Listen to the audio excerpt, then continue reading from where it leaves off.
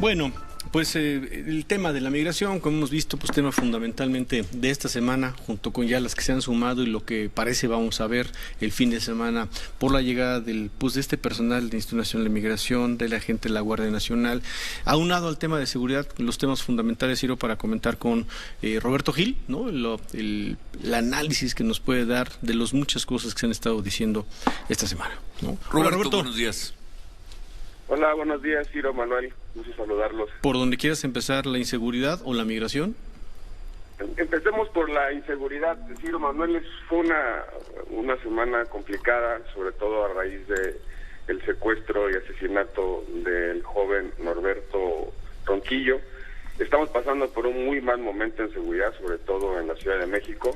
Después de una aparente y transitoria reducción de los homicidios durante abril y mayo, las 2 primeras semanas de junio han sido verdaderamente críticas. En todo el país, un promedio de 85 homicidios por día. Y en la Ciudad de México, el problema creciente del robo en casa habitación y de los asaltos a plena luz del día. En pocas palabras, el país entra en una nueva espiral y la Ciudad de México vuelve a ser una ciudad en la que se vive con menos.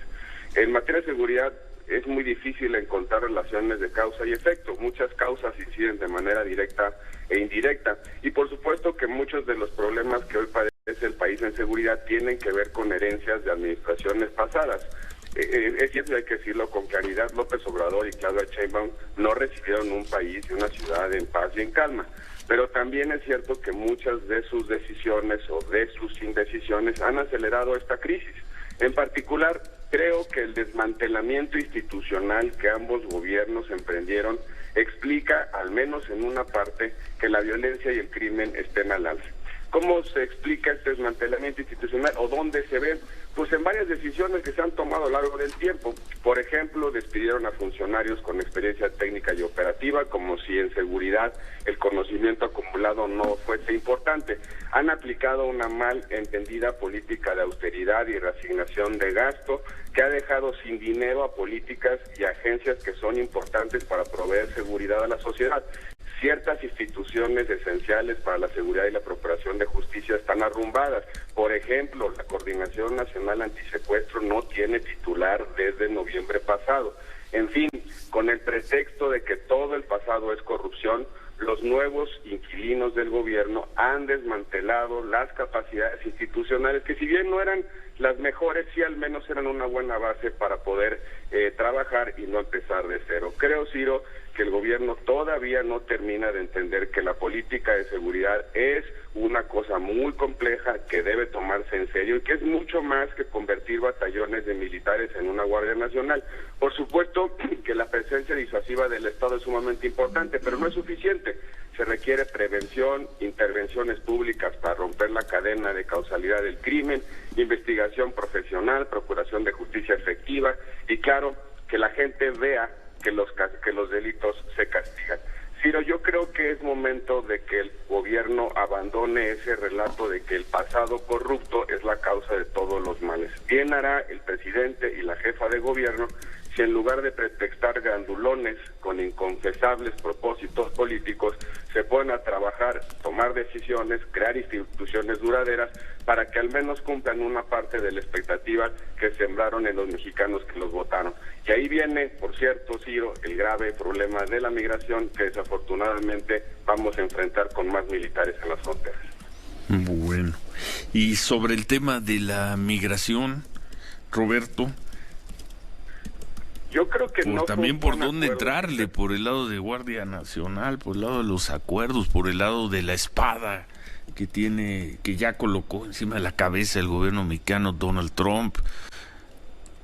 ¿Por dónde entrarías? Yo creo, Ciro, que en efecto era muy difícil evadir la presión que había ejercido Donald Trump sobre México con el tema de los aranceles. Yo creo que en el tema migratorio hay 2 problemas que vamos a enfrentar en el futuro cercano. En primer lugar, en el momento que aceptamos que la migración fuese parte de la relación bilateral y que de alguna manera se condicionara con la relación comercial, estamos cometiendo un grave error. ¿Por qué? Porque las causas de la migración son mucho más profundas y no empiezan en México, empiezan en buena parte en Centroamérica. En el momento en que nosotros aceptamos que la migración era una cuestión de la relación bilateral, nos vamos a hacer cargo de un problema sobre el cual no tenemos la posibilidad de gestión completa. Es un problema, insisto, hemisférico y mucho más complicado. En segundo lugar, creo, Ciro, que convertir el tema de la migración en una cuestión de seguridad pública con el despliegue de la Guardia Nacional y con el uso de las instituciones de seguridad es un cambio diametral en la política que México había ejercido con respecto a la migración. México, para tener cierta legitimidad y defender a nuestros connacionales en Estados Unidos, nos habíamos resistido a atender el problema de la migración con policías.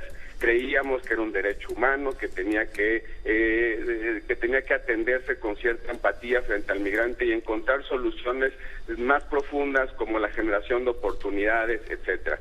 Este cambio que se impone a partir de los acuerdos con Donald Trump implica que usaremos fuerza coactiva del Estado para contener la migración. Donald Trump sí construyó el muro, sí cumplió la promesa del muro, es el muro mexicano y es el muro que nosotros pondremos en la frontera con militares cuidando justamente la migración que empieza sobre todo en el Triángulo Norte, en países de Centroamérica con una grave crisis institucional y de falta de oportunidades y que termina ciertamente en Estados Unidos porque ahí están las oportunidades que atraen ciertamente la migración. Pero entonces, pues no ves por ningún lado, Roberto, este pretexto de que se está incentivando, además, a ti que te tocaron experiencias en materia de seguridad en la Secretaría de Gobernación, en la Presidencia de la República, en la época del presidente Calderón, que se está incentivando además o que se estén generando por intencionalidad focos de delincuencia, de secuestro, de asesinatos, por lo pronto en la Ciudad de México. ¿Qué pasó con el tema migratorio, Ciro Manuel? Cuando Donald Trump empezó con la amenaza del muro, lanza un mensaje a toda aquella persona que quiera migrar.